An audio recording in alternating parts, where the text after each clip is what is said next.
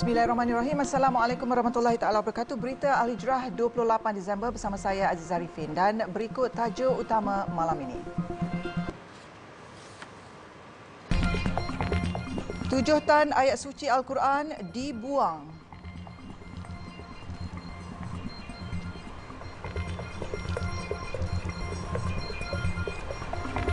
Juga kerajaan pertimbang bina rumah mesra rakyat.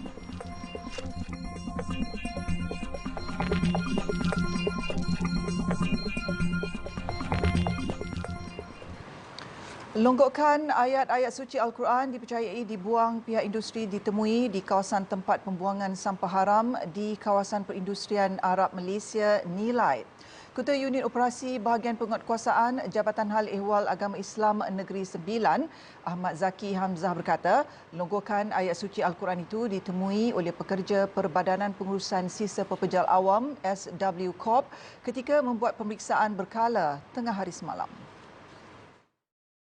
Hasil maklumat itu, 3 agensi iaitu Jahins, SW Corp dan Majlis Bandaraya Seremban MBS bergegas ke lokasi dan menjumpai longgokan ayat suci Al-Quran terbabit. Pemeriksaan mendapati ayat Al-Quran yang dibuang itu dalam bentuk hiasan yang dibingkaikan termasuk ayat 3 kul dan doa 1000 dinar. Menurut Ahmad Zaki, longgokan kira-kira hampir 7 tan ayat suci Al-Quran tersebut telah diangkut menggunakan lori roll on roll off RORO milik MBS untuk tujuan pelupusan mengikut hukum syarak. Tindakan membuang ayat suci Al-Quran ini boleh dikenakan tindakan di bawah Seksyen 50 Enakmen Jenayah Syariah Negeri Sembilan 1992 iaitu mencela, menghina dan sebagainya agama Islam. Jelas Ahmad Zaki, siasatan awal Jahins tidak menolak kemungkinan perbuatan itu dilakukan oleh pihak industri atau peniaga sekitar Nilai 3. Orang ramai boleh membuat tempahan janji temu semua fasiliti kesihatan primer menerusi aplikasi MySejahtera bermula hari ini. Menteri Kesihatan Dr. Zaliha Mustafa berkata, penggunaan aplikasi itu bagi mempertingkatkan kecekapan perkhidmatan sekaligus mengurangkan masa menunggu di fasiliti KKM.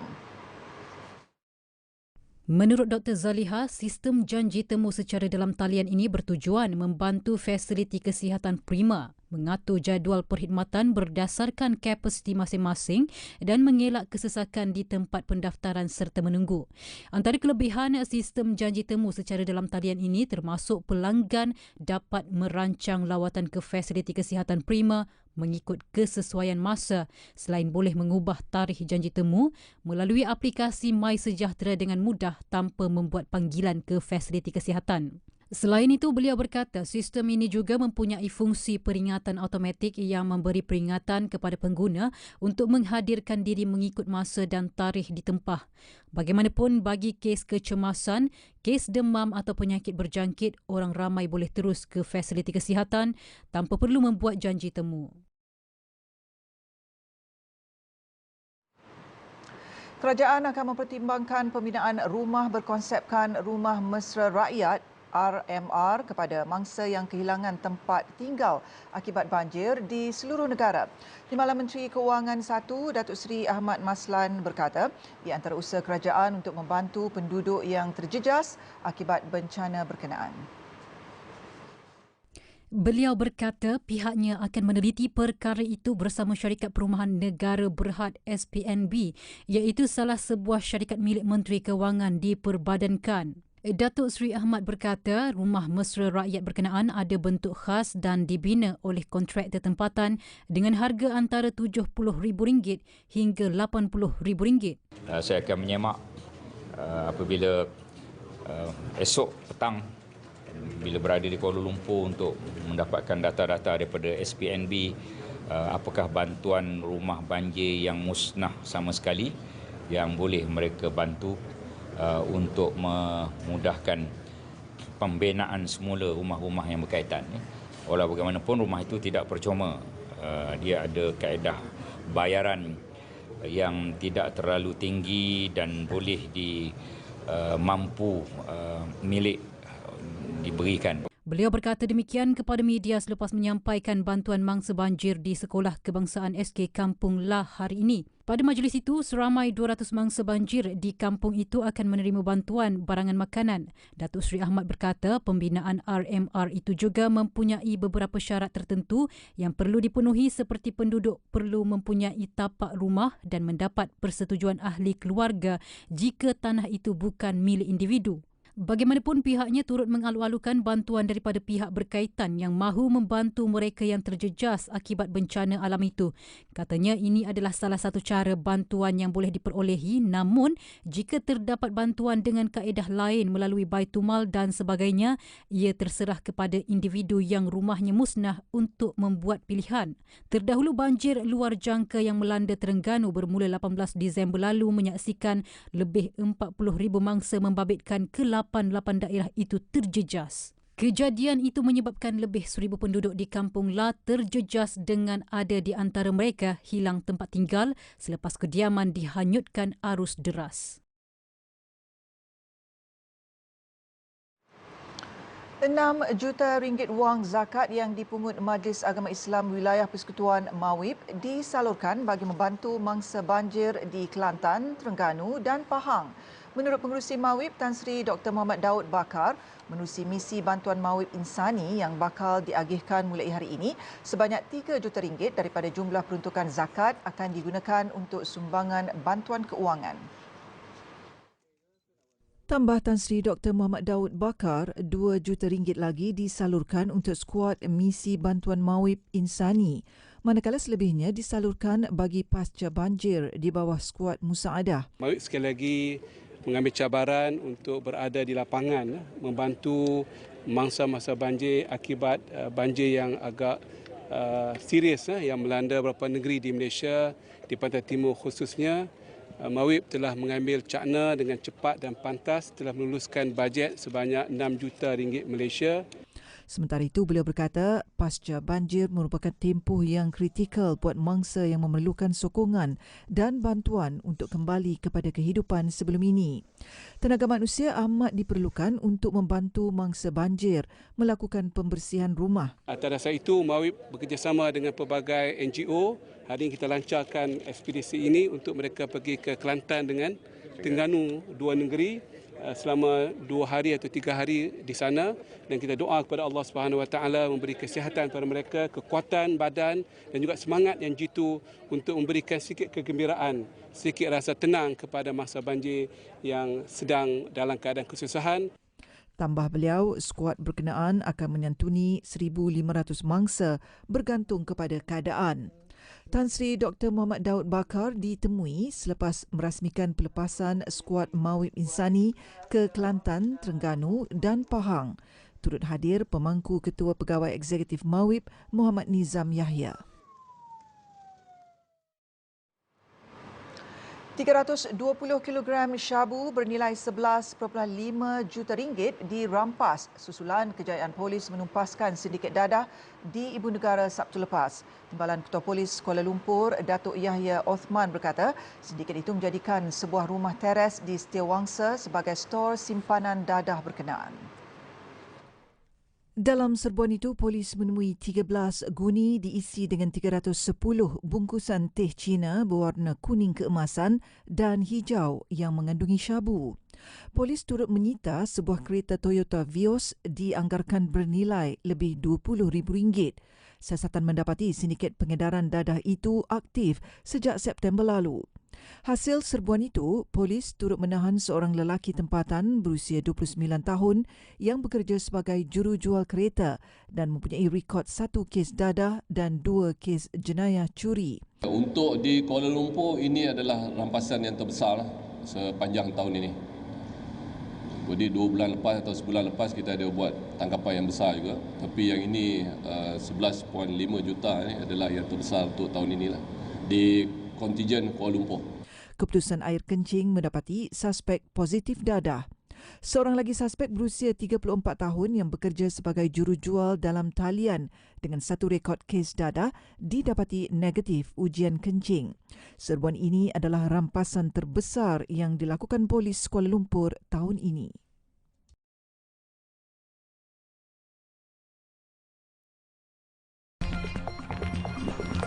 100 pasangan asnaf dan mualaf bakal diraih.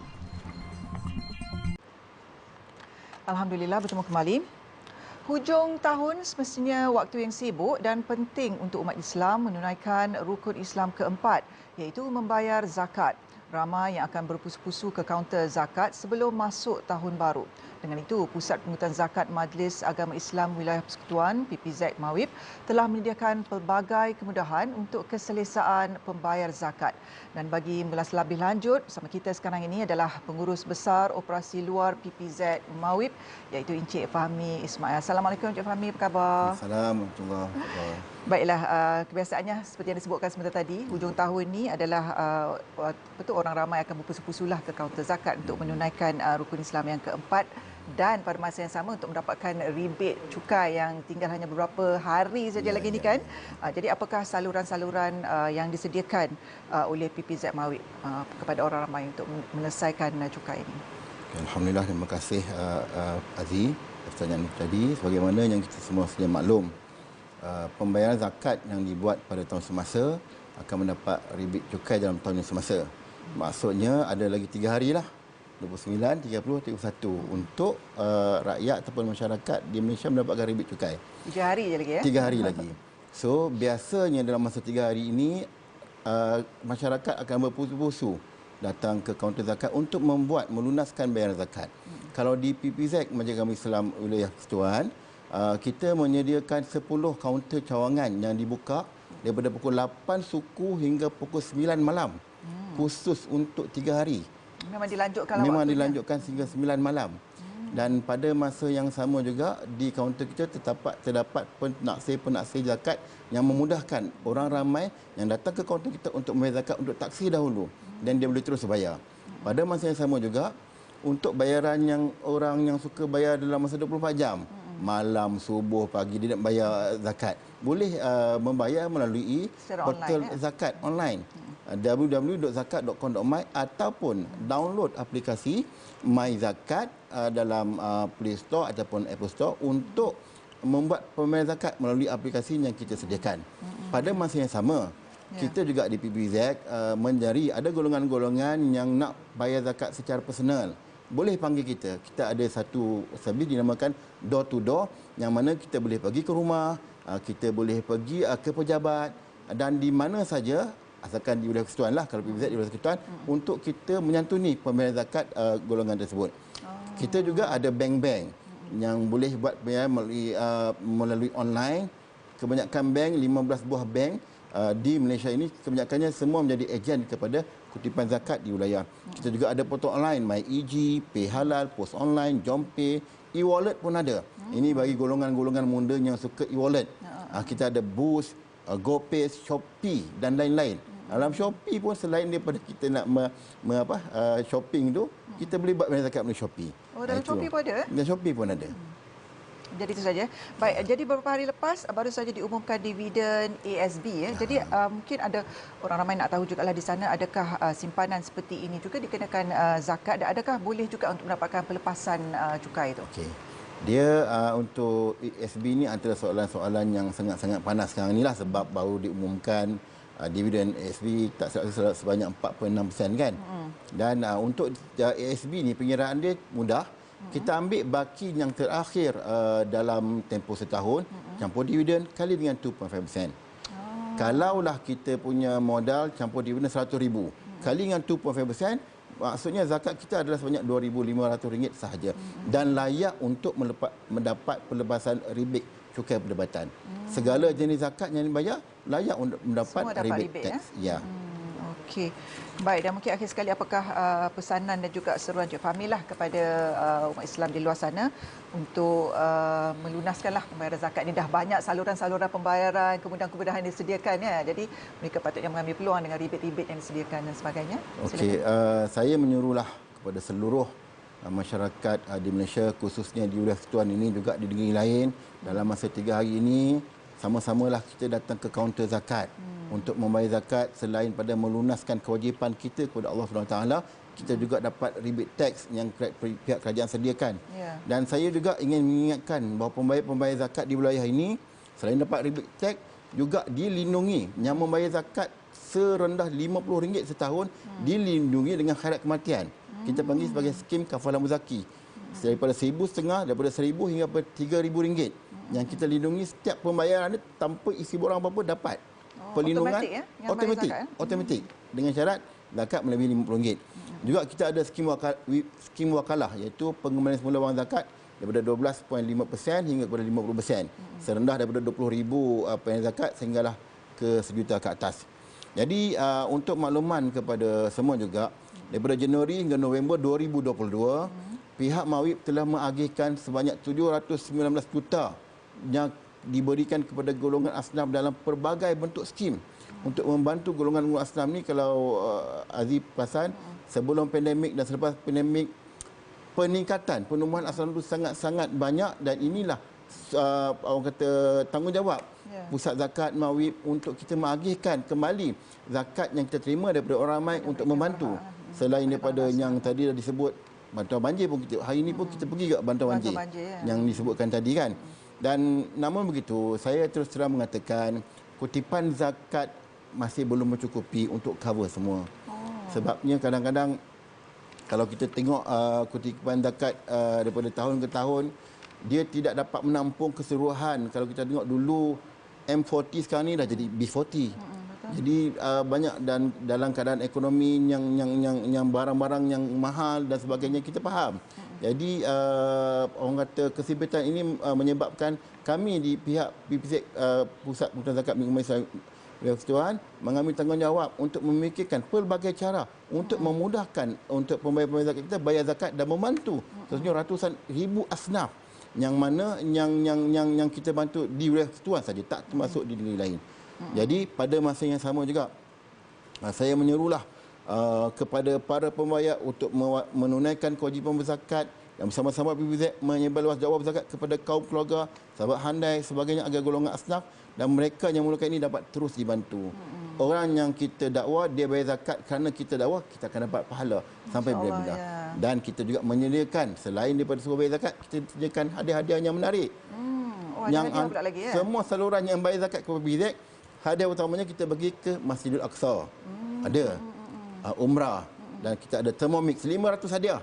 Yang ini sebagai dorongan ataupun motivasi kepada pembayar-pembayar kita, selain daripada membayar zakat dapat pahala, dapat juga sedikit hadiah di dunia. Itu antara dorongan-dorongan yang diberikan oleh pihak PPZ Mawib. Ada banyak kemudahan yang disediakan, dan ada hadiah dan sebagainya, motivasi untuk lebih ramai lagi golongan pembayar zakat di luar sana untuk sama-sama menunaikan tanggungjawab rukun Islam yang keempat. Jadi kita ucapkan berbanyak terima kasih kepada Encik Fahmi Ismail, iaitu Pengurus Besar Operasi Luar PPZ Mawib, di atas penjelasan yang diberikan sebentar tadi. Terima kasih banyak. Baik, kita beralih ke berita selanjutnya. 100 pasangan pengantin dari kalangan asnaf dan mualaf bakal diraih dalam Walimatul Urus Perdana anjuran Majlis Agama Islam Wilayah Persekutuan Mawib dengan kerjasama Naurah Care Malaysia sempena Karnival Mawib 2023. Pengerusi Mawib Tan Sri Dr. Muhammad Daud Bakar berkata, program itu bertujuan mengurangkan beban pasangan daripada golongan itu untuk berkahwin tanpa perlu menanggung beban keuangan. Dan insya-Allah kita mempunyai harapan dan hasrat untuk menjadikan Karnival Mawib acara tahunan selama-lamanya lah, sehingga kita diberikan kekuatan untuk menyantuni golongan asnaf dalam konteks keadaan inflasi, kos perkahwinan yang tinggi. Kita akan ramaikan lagi pasangan di masa ke semasa, menjadikan perkahwinan itu sunnah yang mudah. Beliau berkata demikian ketika sidang media selepas majlis pra-pelancaran Karnival Mawib di Ibu Negara hari ini. Selain itu, 100 pasangan yang terpilih juga turut menerima bantuan kewangan RM2,000 seorang serta pakaian pengantin. Tambahnya, Karnival Mawib akan diadakan selama 2 hari pada 28 dan 29 Januari 2022 di Dataran Merdeka Kuala Lumpur, dan dijangka seramai 500,000 pengunjung akan menghadiri karnival itu. Program yang disebut dinanti-nanti setiap tahun kerana faedahnya kepada pengunjung, kepada rakyat Malaysia, kepada rakyat Kuala Lumpur, dan kita akan jadikan tak rugi datang karnival ini. Jelas beliau, pada hari pertama, karnival tersebut akan disurikan dengan keberangkatan Yang di-Pertuan Agong Al-Sultan Abdullah Riayatuddin Al-Mustafa Billah Shah dan Raja Permaisuri Agong Tunku Haja Azizah Aminah Maimunah Iskandariah. Manakala pada hari kedua pula akan dihadiri oleh Perdana Menteri Datuk Seri Anwar Ibrahim untuk meraihkan pasangan yang mendapat skim tajaan perkahwinan tersebut. Pelbagai acara disediakan buat pengunjung termasuk pameran 100 booth at Rurai Usahawan Asnaf, Influencer, Selebriti, anak-anak syarikat Mawib dan agensi Karnival Usahawan dan Pendidikan. Turut dianjurkan program Mawib Run melibatkan kategori 3 km dan 5 km. Menteri Pengangkutan Anthony Loke Siu Fook melakukan pemeriksaan mengejut di lapangan terbang antarabangsa Kuala Lumpur KLIA 2 pagi tadi. Lawatan itu bagi melihat sendiri keadaan di hak pengangkutan awam di tingkat 1 lapangan terbang berkenaan selepas mendapat maklum balas daripada orang ramai. Anthony menerusi hantaran di Facebooknya memaklumkan pemeriksaan mengejut itu dilakukan pagi tadi sebelum beliau melancarkan fixed fare midnight flights di Red Queue AirAsia. Hasil tinjauan itu, beliau mendapati terdapat beberapa kelemahan terutama di ruang menunggu e-hailing yang perlu diperbaiki. Salah satunya ialah lorong jalan yang tidak rata akibat mendapan tanah yang boleh membahayakan pengguna. Sistem pencahayaan juga akan ditambah baik supaya keadaan pada waktu malam lebih terang. Anthony berkata, susulan itu pihak pengurusan telah melantik kontraktor dan kerja menaik taraf akan dijalankan pada hujung Januari. Beliau juga mengajak semua pihak berkepentingan untuk sentiasa berusaha menambah baik kemudahan dan menceriakan pengalaman pengguna di lapangan terbang negara ini.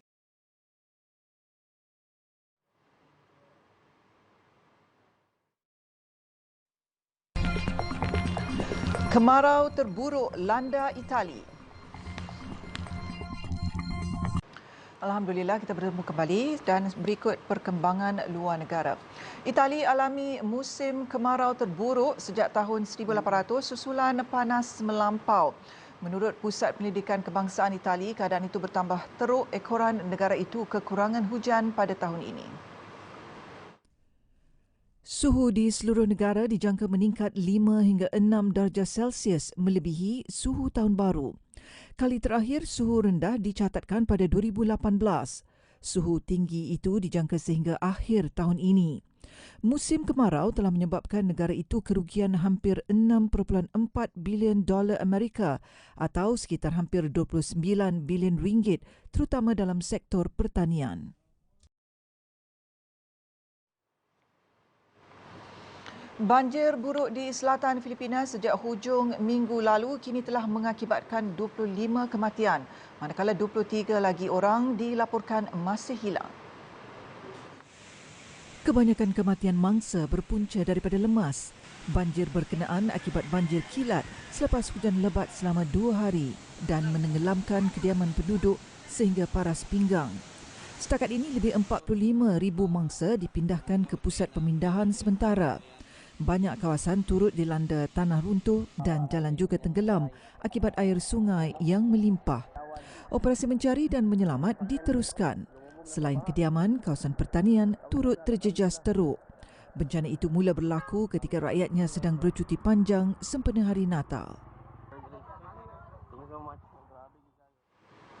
Sekian berita Al-Hijrah. Jangan lupa kami turut berada di pelbagai platform media sosial seperti Facebook, Twitter, YouTube, Instagram dan TikTok. Layari alhijrahnews.com untuk lagi kupasan mendalam berita dalam dan luar negara serta artikel eksklusif.